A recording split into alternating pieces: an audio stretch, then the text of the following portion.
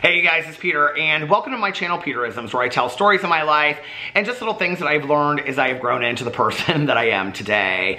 And you can see I'm wearing my glasses. I hate my glasses. I want new glasses so bad.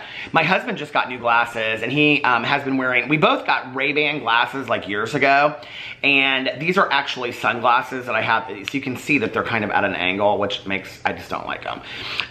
And so he got sunglasses too, and he, you know, if you see my husband, his glasses, we both had the frames taken out and lenses put in. So that's what we did. He, like 2 weeks ago, he got a new pair of glasses, and they're like metal wire rimmed. They're really cute.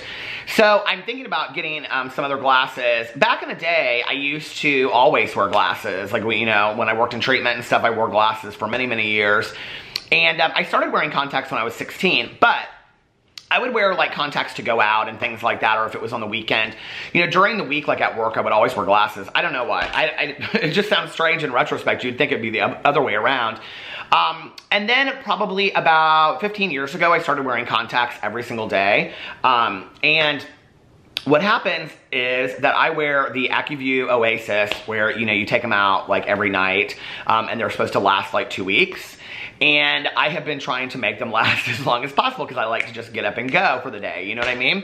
And obviously, I think that it takes a lot of time to go into the bathroom and take that 2 minutes to put my contacts in. This is called sarcasm. So anyway, I don't know, I'm seeing through a new pair of lenses today, so to speak. It's kind of a recovery, like, joke. Anyway, but what happened was that I was going to speak in third person and say Peter really tried to push the envelope. I did, though. I had them in my eyes for 10 days. And when I was in Mexico, and they were dry and everything, you know. And I even brought like 3 pairs with me to like change while I was there. And so I just kept on like keeping them in my eyes, and they were fine. Like, they didn't hurt or anything like that, you know. And then about 3 or 4 days ago, like, I took them out to like let my eyes breathe overnight. And the next morning I woke up and my eyes hurt really bad. So I didn't think much about it, you know, just kind of like, oh, they're probably just tired from like wearing contacts so much. So I put my contacts right back in, because that's of course the smart thing to do, right? And you're like, this has nothing to do with meditations. No, this is stories of my life over here. I'm going to do meditations in a second, but this is just stories of my life, you know, over here as well. So anyway, I'm looking down at the floor. Hold on, I have to show you because it's just too funny not to. So I've been reviewing these dog subscription boxes. Boo and Tucker, of course, my audience, they are right here. Look at them, so sweet. I've been reviewing these dog subscription boxes, and we have them all over our house. And here is a piece of New York pizza. Anyway, so I put my contacts back in. Well, I noticed 2 nights ago that my contact was like really, really, really hurting me. Like, it was like, it felt like it was just like cutting into my eye.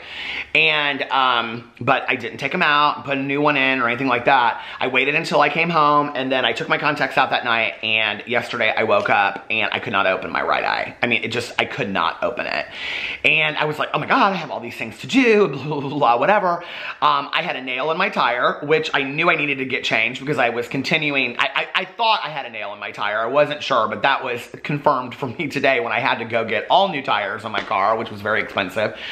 I feel blessed that I had the money to pay for that, because back in the day, that would have been something I would have been like, where am I going to come up with this money, you know? So that was a small blessing that I had today. But anyway, it's just been like one thing after another this week, and it's been a good week, you know, but it's just been like kind of one thing after another. And so anyway, I literally could not open my eye, and when I did, it was so red, and like the inside of my eye was just completely red, and I just like, tears would just like rush down my face. I don't know if you've ever had that happen to you before. And finally, I got a hold of one of our good friends that's an eye doctor, and she's not my doctor.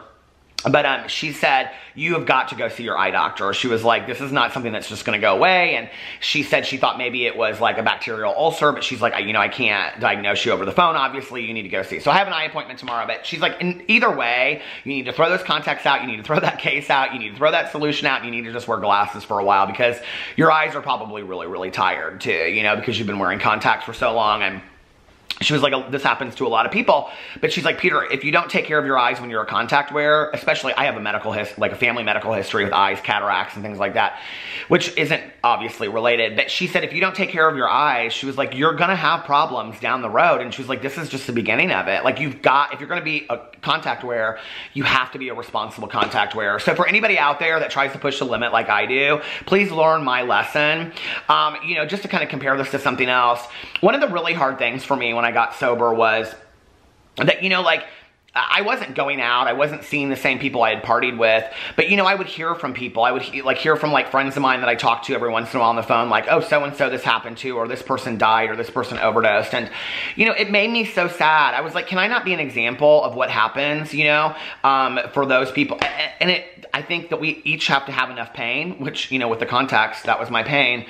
But please, if you're out there and you're a contact wearer, be a more responsible contact wearer than I was. Let's learn something from that. And I know that that's like 6 minutes of this video. But, you know, it's like, I'm like that with anything in my life. You know, like, I never keep the directions for anything that I buy. I'm just like, I never get the warranty on anything, you know? And it's just kind of like, that's how I live my life.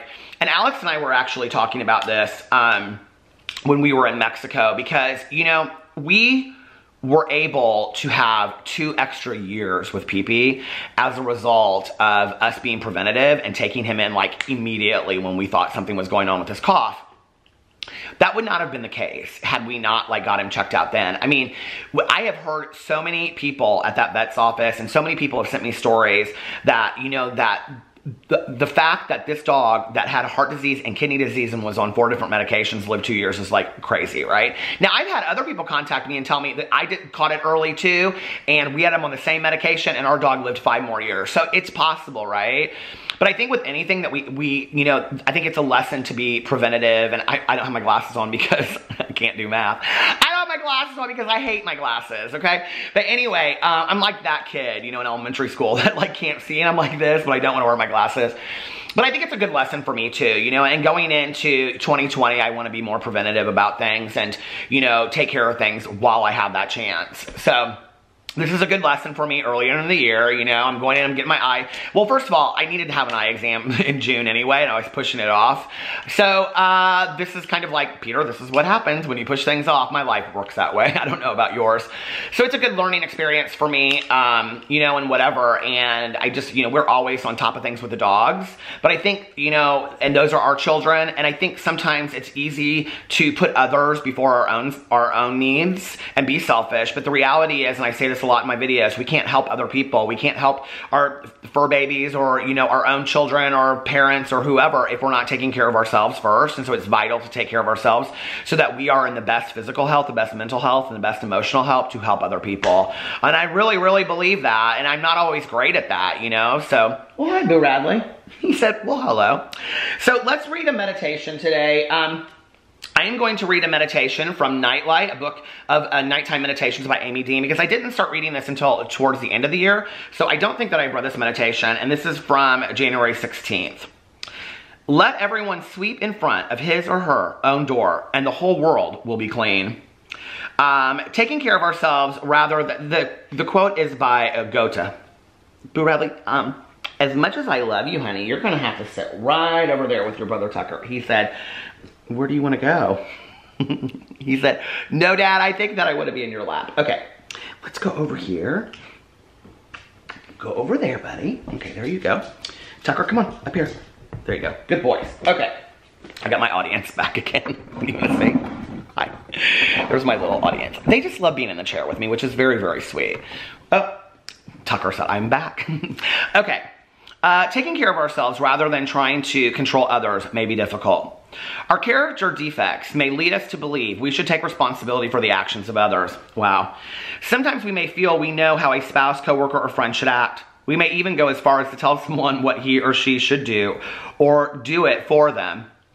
Tonight we can reflect on our actions of today. Did we cover up another's behavior, or tell someone what to do, or take control of something that was not our responsibility? We need to realize that taking charge of another's life is not beneficial to anyone. Focusing on another's life keeps us from looking at ours. You guys, this is so weird. I'm gonna have to tell you a little story in a second.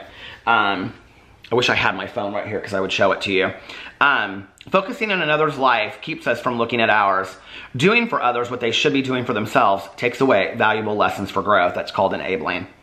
What would happen if everyone in a classroom were the teacher? Who would listen and learn? who would mature and grow. The teacher in our lives is our higher power. Let us respect our instructor and let our higher power do the guiding while we grow. Help me listen and learn and let go of controlling others. Oh my God, such a fantastic meditation. Okay, so this is what's so weird about this, is that last night is my, like Tuesday nights is my home group meeting that I go to with my best friend. And we split off into smaller groups, and so I was talking about amends in there and things like that last night, and it was like kind of like the topic that was brought up. And so I was thinking about it because so many people were like talking about like staying in our own lane. And like one of my friends afterwards came up to me and, we were talking and he was like, I've just learned in life about staying in my own lane. And I was like, yeah, like I really focused on that in the last year, That is a really, really difficult thing to do. It's almost kind of like it's like if you're driving down the street and you take your hands off the wheel, or if you're like on a bicycle driving, riding down the street when you were a kid or whatever, and you take your hands off the wheel, that wheel is going to go like this, right? Especially if your tires are not aligned or, on a bicycle, it's definitely going to do that and you're probably going to fall over and hurt yourself, right? Staying in your lane is kind of like this difficult thing to do sometimes. You really, I think, have to keep both hands on the wheel and focus on, I'm going to stay over here in my lane. I joke about it, on my Peter Monn channel, but it's no joke to me. It really, really isn't. Staying in my own lane has saved my life mentally and spiritually. It really, really has.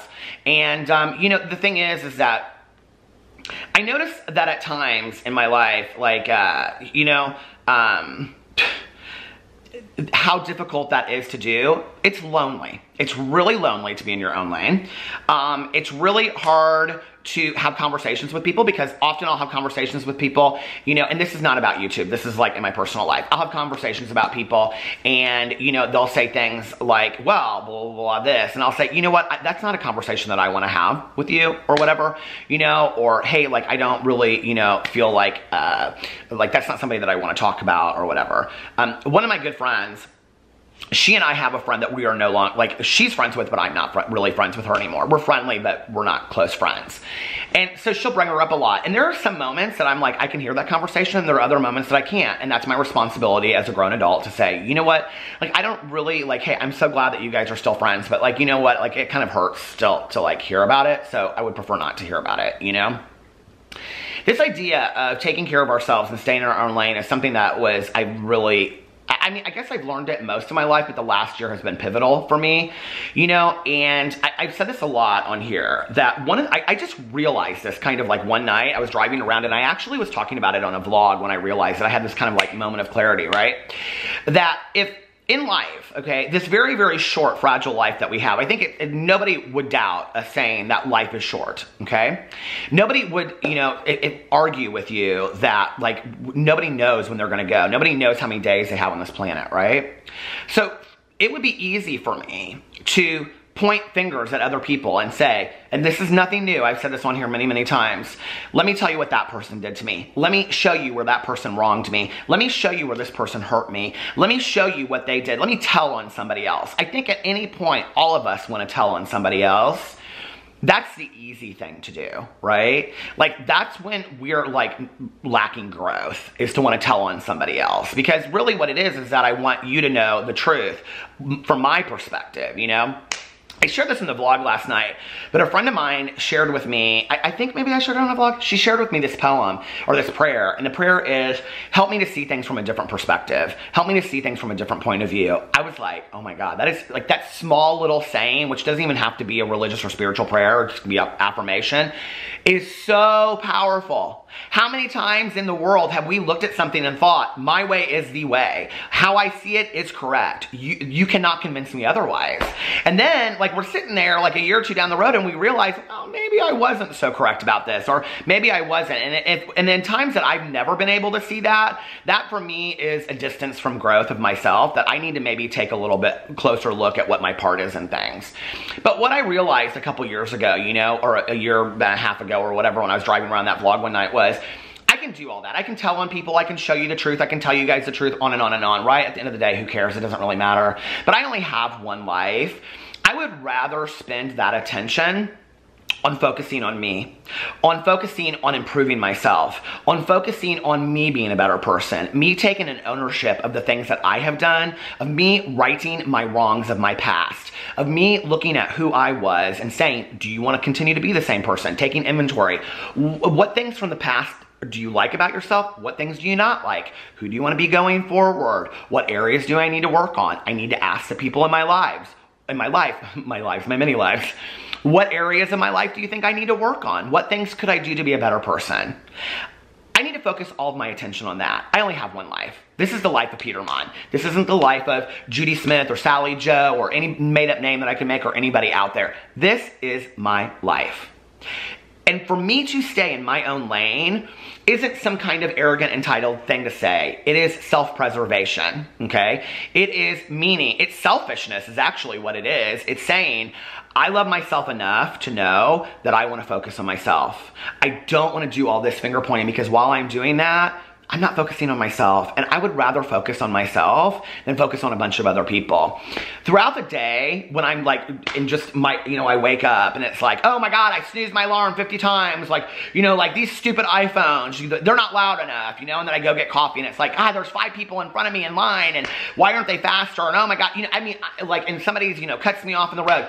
I could go through my day and point the finger literally at everybody else, never take any ownership for my life so I'm sure there's some of you out there that are laughing doing the same thing. I could go through the entire day and be like, I'm perfect. I don't know about everybody else because they screwed up my day, but I'm perfect, right? There's a lot of experts out there in the world. There's just a lot of experts that want to tell you how to improve their life. I don't know how to tell you how to improve your life. I only know how to improve my own. And that's by taking a look at myself, putting myself underneath a magnifying glass and staying in my own lane. And sometimes that's not easy. Sometimes I feel so emotionally pulled over right into the traffic, right? That I'm like, I want to be in that traffic. It's not healthy for me. It's not a place I want to be. It's not a place I want to go. It's not healthy for me. And the reality is it's probably not a healthy place for most of us, So I'll stay over here in my own lane. I'm okay with that, and I'm getting used to it, And I think, at times it's hard. It's hard to do that, right? And I'm not just talking about YouTube drama, I'm talking about, people's political opinions on Facebook, or friends of mine at dinner that want to stir things up, or, just, it can be anything, or somebody that calls me out of the blue, and I'm like, this happened to me not too long ago. I had a friend of mine from like 15 years ago call me up out of the blue, and it was so nice, right? And like, all of a sudden the conversation, and I said this on the phone, so this is no like mystery. I said to her on the phone, I said, hey, listen, I said, I'm not really in a place where I want to dredge up old memories of the past, okay? Like, hey, we can sit here and talk about old stories and things that happened to us, but I don't have those same resentments that I had 15, 20 years ago, 30 years ago. I don't have the need to bring all that up from the past and be angry and upset and resentful over it again. And she started laughing and she's like, that's exactly what we were doing, isn't it? And I go, yeah, I don't need to go back to that place again. And that was really, really healthy for me to set that kind of boundary, and it happens all the time in my life. And so I have to be really, really careful. It is seeing the life through, as I was joking at the beginning, through it. Where are my glasses at? How am I going to see around this house? And I'm like, I thought Boo Radley was sitting. He's facing the other way. He said, I'm over this show. But it is looking at life through a new pair of glasses. I mean, it really, really is. It's seeing life in a new way, through a new, well, hi, Tucker. It's seeing life, through a new pair of lenses. And for me, I'm happy with that, right now. It also gives me the opportunity that there will be moments in this life that I choose to not stay in my own lane. And this is very, very important, okay? There will be moments in my life where I choose to wander over into traffic and I choose to not stay in my own lane and whatever. And that's fine, okay? We're human beings. We can do that. But I hope that when I do, I ask myself, is this worth it to you? Is this worth, in the long run, the price it's going to pay on your life today? Do you have this need to swing over into traffic? Because sometimes I have to be honest with myself. Sometimes it's like, hey, I have a need to be heard today. I have a need to be validated. I need some attention.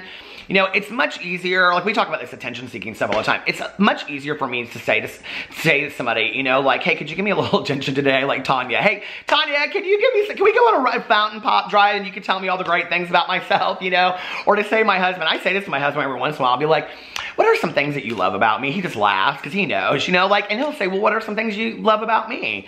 We all need that. We all need positive attention from people. I think sometimes we go about it, and that's just being honest. I think sometimes we go about it by trying to accept negative, attention because any kind of attention feels good for us. And I can tell you today, what I know is positive attention feels much better than negative attention. I don't want the negative attention, you know?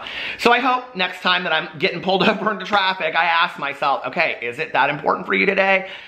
9 times out of 10, the answer is no. Anyway, so I'm gonna try to stay over in my own lane. Anyway, I love you guys. I hope you enjoyed that meditation. Did I even finish the meditation? I don't even think it doesn't matter. It doesn't matter. I think I did, maybe I didn't. I don't know. Anyway, I love you guys, and I will see you tomorrow. Bye.